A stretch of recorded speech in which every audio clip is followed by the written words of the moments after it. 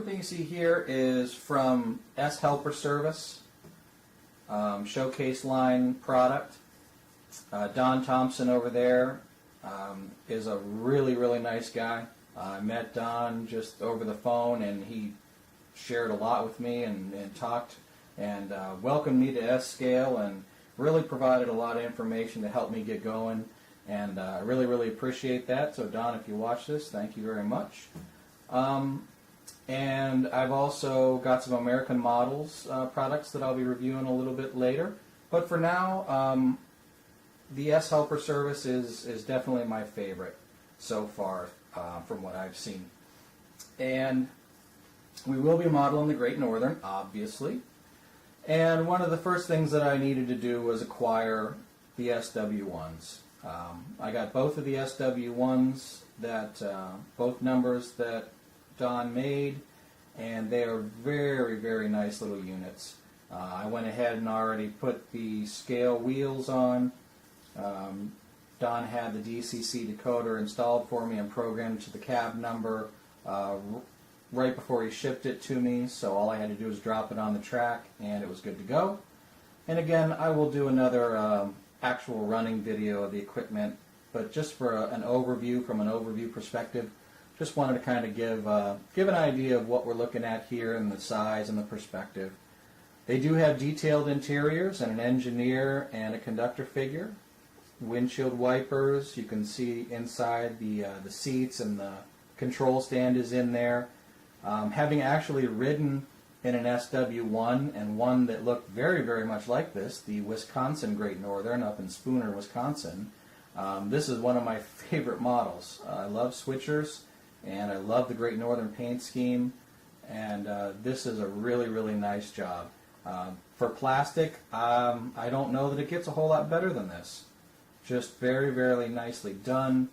I haven't researched the actual number 75 on the Great Northern to, compare details and count rivets and things like that. I'm not that level of a rivet counter as far as scale goes. If I'm pleased with the overall effect, that's really all I need. Coming from O-Scale, that's probably why. But having said that, I think it is a very nice model of an SW1. It's obviously very recognizable with the short hood and the large porch on the front and on the back. So anyways, converted over to the S-Helper Service couplers, which work very nice, and they've already got a rust color on them. Probably eventually do some weathering on it, but for now I'm going to leave it. Took it apart just to see if there was any room to install a DCC sound decoder. I ordered a couple of the MRC S-gauge decoders because they're on sale on the website for like $39, so I ordered about 4 of those.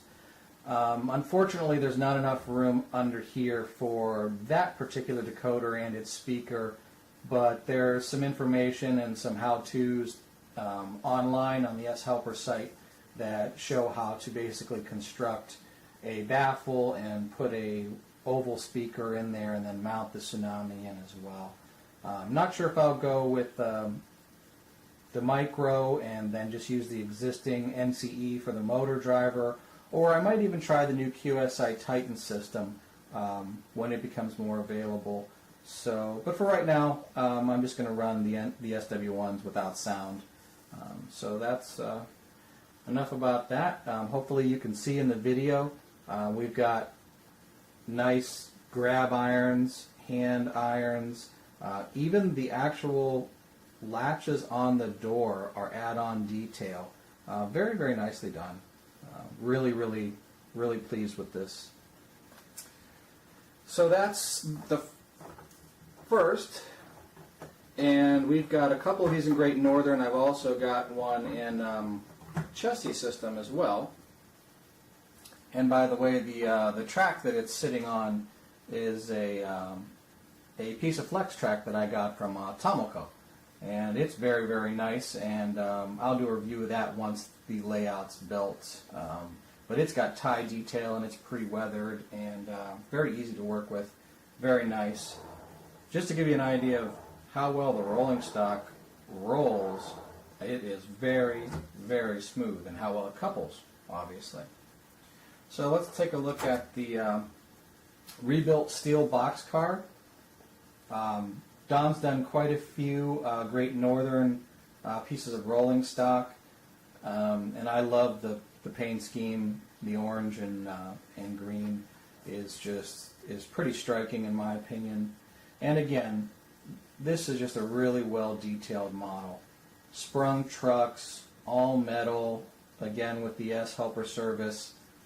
Couplers that I put on it, very, very easy to install. You take the entire truck off, you pull the old wheel sets out, you put the scale wheel sets in, 3 screws, and the coupler is mounted.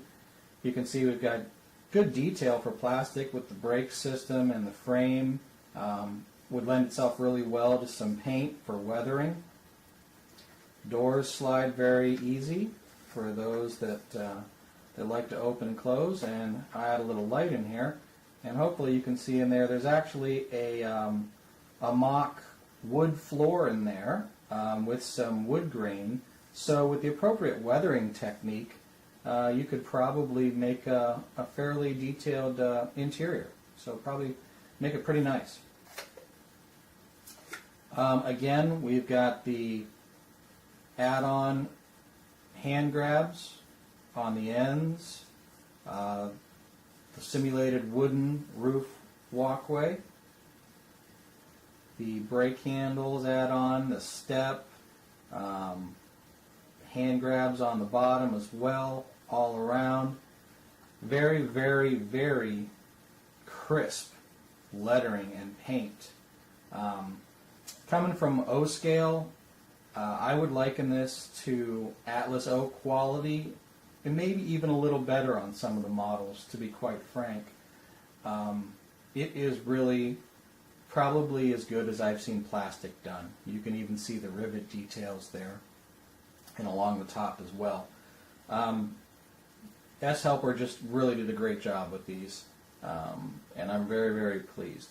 And I plan on getting as many as I possibly can, and I've almost got all of the numbers that they built from the factory. I'll probably go ahead and get some more and then just renumber them as I go. But anyways, that is probably one of my favorite pieces of rolling stock that we have. I really enjoy boxcars, and especially the smaller ones. So that was kind of a must-have, had to have. And finally for today, we've got the offset cupola caboose. Got the X103 here in the Great Northern scheme, of course. And again, just really, really nicely done.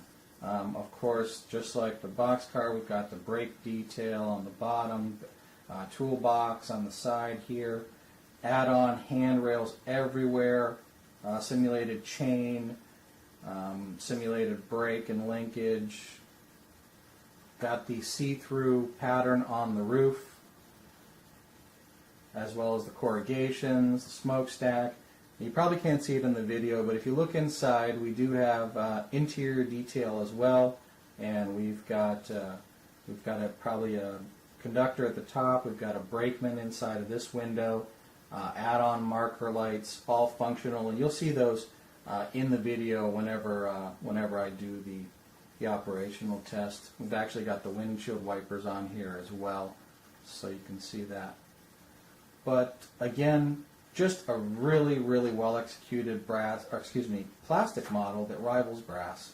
I'm very happy with it, and if you check it out, if you're interested in your favorite railroad, you'll probably be happy too. So anyways, appreciate taking the time to watch the video. More to come, more operational videos, and we'll go from there.